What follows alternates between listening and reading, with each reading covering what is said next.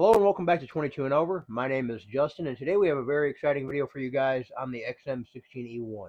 We will start with the history of the XM16E1, which basically began when contract number 508 was approved October 25th of 1963 by Secretary of Defense Robert McNamara. Now the contract was awarded to Colt November 4th of 1963, and it was awarded for 104,000 rifles, 85,000 of which were for the Army in the Colt 603 pattern or XM16E1, and 19,000 for the Air Force in the Colt 604 or standard M16 package. So a few changes were made when Contract 508 was approved, or directly before. There was a couple changes to chamber dimensions from the Colt 601 to the 02 to the 03 and the 04. The charging handle was changed from what I'm sure a lot of you guys have seen as the angled triangular 601 pattern. The plastic coated sling swivels were introduced at the front and at the back. The flathead firing pin was introduced. Now there were a few heavy firing pins, which you guys know from the 601, used in prototype 603s and 604s, but by production they were using the flathead type, which I will show later. The bolt release was changed, which I will also show later, from the standard 601/602 pattern to the later pattern. And they added the captive front takedown pin with the half fence lower, which you guys would remember from early Vietnam time. Now, Colt 604 production for the Air Force began somewhere around serial number 40,000 or thereabouts, of course being called the M16 by the Air Force. And Colt XM16E1 or Colt 603 production for the Army began somewhere around serial number 50,000 or thereabouts. The Air Force began taking deliveries of the Colt 604 late March of 1964, and the Army began taking deliveries of the XM16E1 also in the spring of 1964. Now, by 1965, the U.S. Army was trying to fully equip Special Forces units and air mobile units such as the Air Cavalry with Colt XM16E1s. The first major battle that the XM16E1 participated in any major numbers was the famous Battle of the Ia Drang Valley. During the Battle of the Ia Drang Valley, the battalion commander of 17 Cav, Hal Moore, now known for many things, we were soldiers, and having Fort Benning now named after him as Fort Moore, said that the XM16E1 helped save numerous lives of his soldiers. Now, from the Battle of the Ia Drang Valley and through early fall of 1966, no major problems were reported with the XM16E1 in Vietnam. Well, I believe that to be the case, and everybody knows the follow-on history, as these rifles were still fairly new, and they were being issued to trained and highly motivated soldiers at that time. Now, as time went on and all the units in the Army got issued the XM16E1, that's where the problems began to arise more substantially and lead into the famous Vietnam M16 issues. Now, the most pressing issue with the XM16E1 in Vietnam, as some of you may know, was a malfunction known as a failure to extract. The failure to extract malfunction could be due to many different situations, many different circumstances, and a lot of people over the years, the past 60 years almost now, have postulated on numerous different things. The standard well-known examples and why it happened was the Army switched a couple years previously from an IMR stick type powder to a ball type powder. Now, what they didn't do when they switched from stick powder to ball powder is specify a port pressure in the ammunition. They specified chamber pressure, they specified a lot of other things, but they didn't specify port pressure. And what that led to was rifles designed to run anywhere between 650 to 850 rounds a minute in full auto and cyclic fire, now running over 900 and sometimes even somewhere up to 1,000 because of this ball powder. What this tends to lead to is cases getting extracted when they're still under major pressure and still expanded and not contracted yet, which, as a lot of people know, can lead to failures to extract, ripping the back half of the case off, and numerous things like that. Now, it also helped this problem along was the fact that the XM16E1, early M16A1s, and all the other rifles in the series up to that point lacked a chrome-plated chamber and bore in the barrel.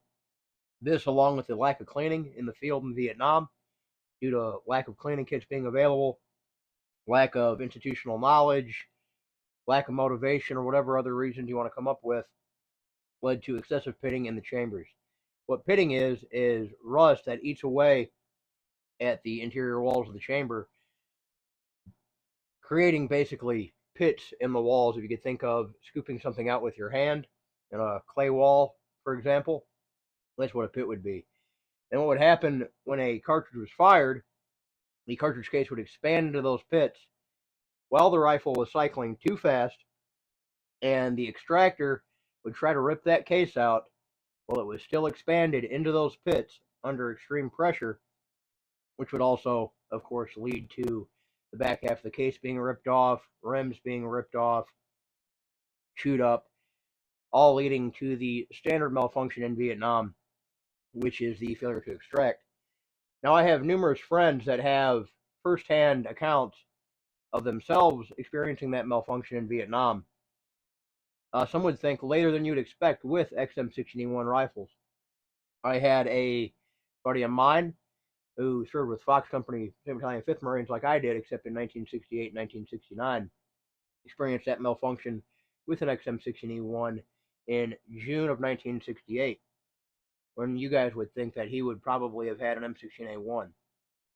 And he wasn't quite a gun guy by our standards nowadays, but I asked him, and still, over 55 years later, he remembers it just like I've explained it to you guys today, where he had a failure to extract, the extractor ripped the back half of the case off, and he didn't have anything to get that case out with, which led to him doing other things during that fight to obtain another rifle.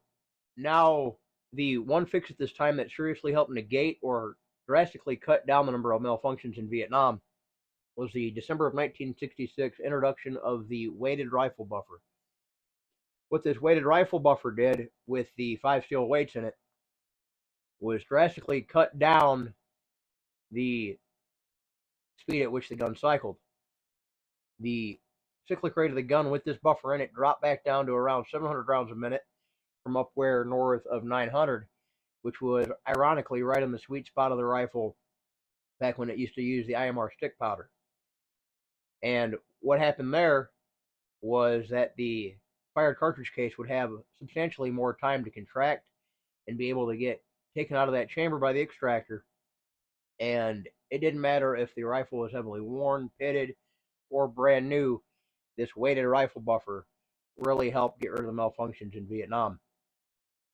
Now, I say it was introduced in December of 1966 on new production rifles, but the Army did say also that the weighted rifle buffer was retrofitted on rifles already in service by fall of 1967. And me being in the service and others like you guys being in the service, we all know that that's not the case. My buddy that I talked about briefly earlier that had the failure to extract in June of 1968 still had an Edgewater buffer in his rifle. Now, not to leave the Marine Corps out of this, basically fucking shitstorm saga, the Marine Corps was first heavily issued with the XM16E1 in spring of 1967, somewhere around April.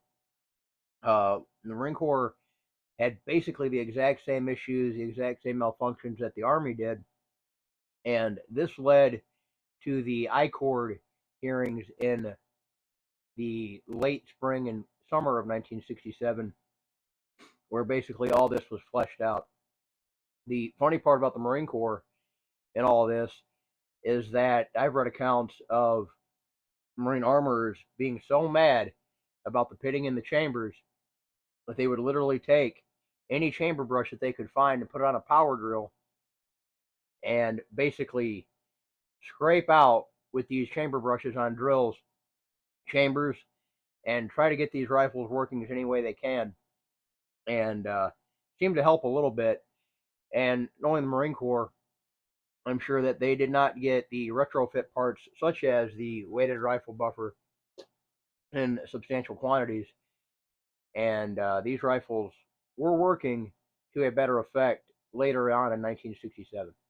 Now, some other changes that happened through late 1966 were stuff like the addition of the full fence lower here. All people in the know now know this is the full fence lower.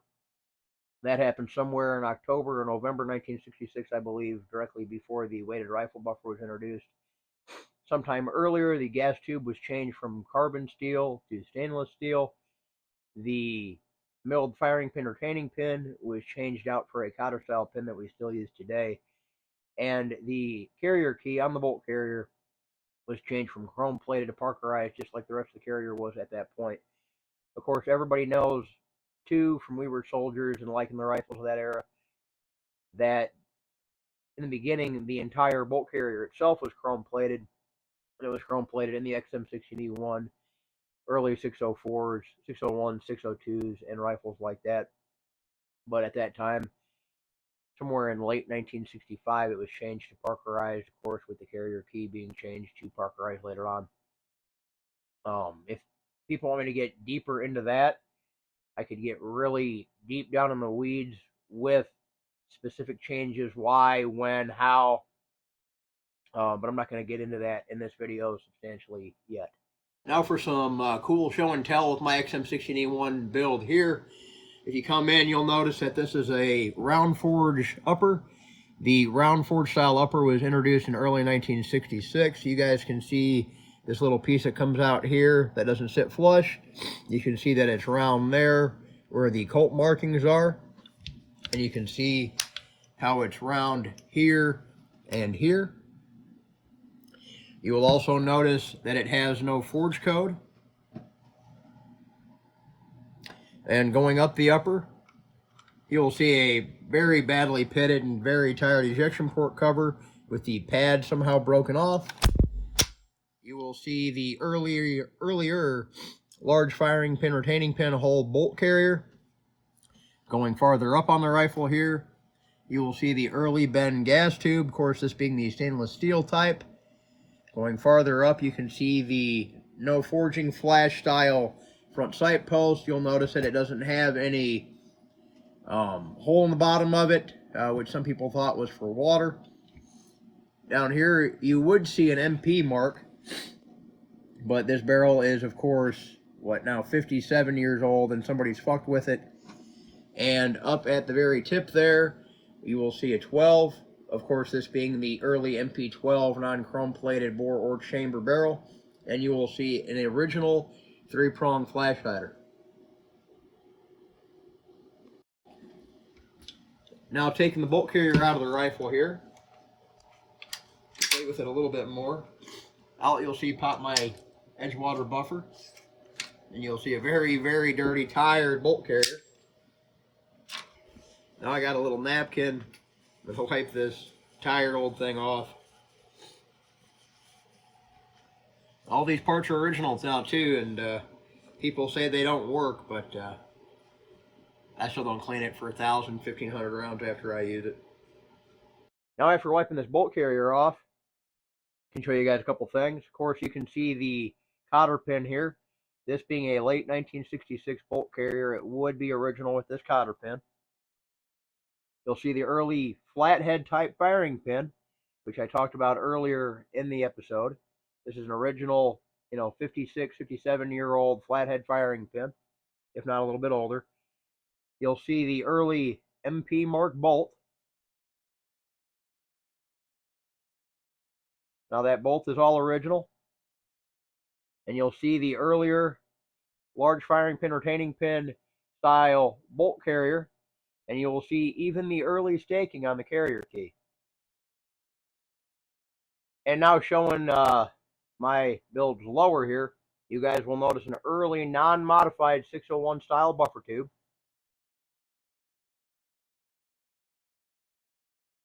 You'll also see the earlier style bolt release. Now these were changed out sometime in 1968, with the 601 buffer tubes being changed out sometime in early 1967. And you'll also see an early, what people in the collector circles call skinny fat skinny, non-C marked, but still Colt. You can't see the markings on the inside, of course, pistol grip. And what everybody loves to see, besides this really nice Type D stock with rack number and really old tape on it, is one of the old crappy Edgewater buffers that so many people complained about. Now, if you find these nowadays, these cost somewhere between $400 and $600. Good luck finding one, and I don't recommend you shooting the rifle with it in there. Not because it won't work, and you can see me shooting the rifle with it in there in the video, but just because you don't want to destroy a piece of history. Of course, they haven't made these now for almost 60 years themselves. All right, guys, now that the rifle's all back together, we're going to go through some of the accoutrements I have on the table for you guys here, some of the flavor. Starting off with this BLC marked bayonet. I know the markings are going to be kind of hard to read, but just trust me, it's a BLC marked bayonet. They're not that rare, so it's not that impressive to have one here out on the table. Now, the BLC marked bayonets were made by Bauer Ordnance Company, and most of them were produced in 1969, with over 1.5 million being delivered that year. If we go farther back on the rifle here, you guys will notice the old Colt type bipod. This is the rivet type of the Colt bipod. These bipods came out, I believe, sometime in 1967, if not early 1968. It's a fun bipod. You guys see how easy it is to get on and get off. Directly after that, you can see a 1968 dated case for this bipod.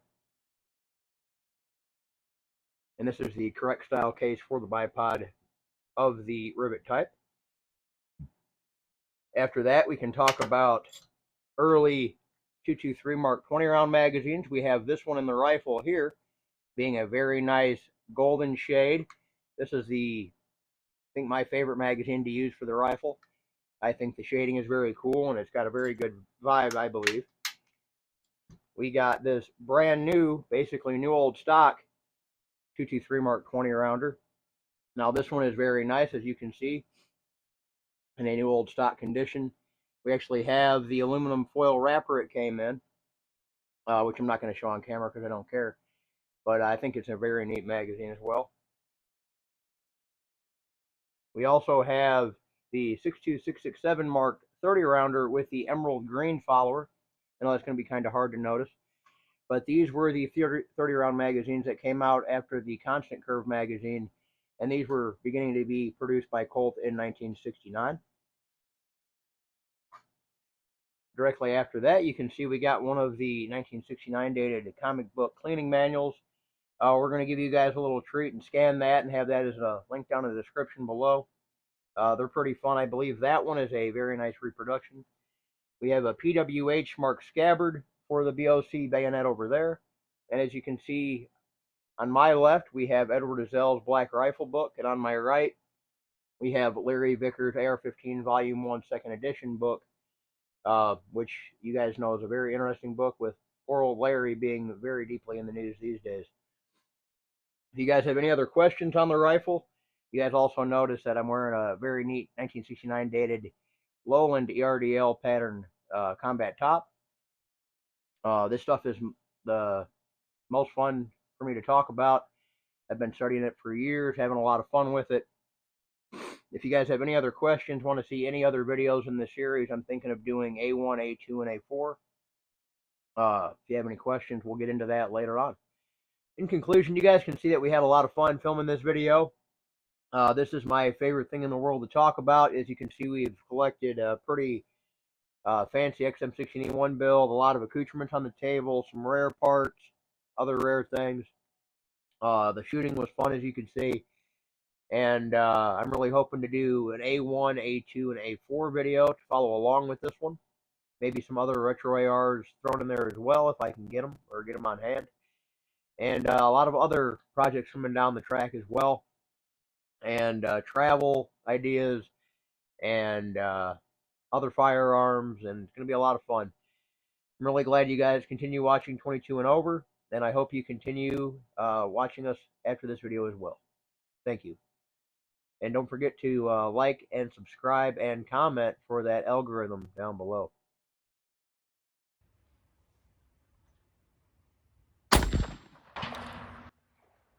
Was that a hit at the end? Yeah, it was definitely a hit. Yeah, I heard that. Yeah, I heard the ting. Can you even see it? I saw something. Now can you even see the tank down there? I can't. I fucking heard it. I fucking heard the thing. I just guessed where it would be. All right. Based off of where it was from the side of the railroad tie. I heard a clink. Yeah, I heard a fucking clink, dude.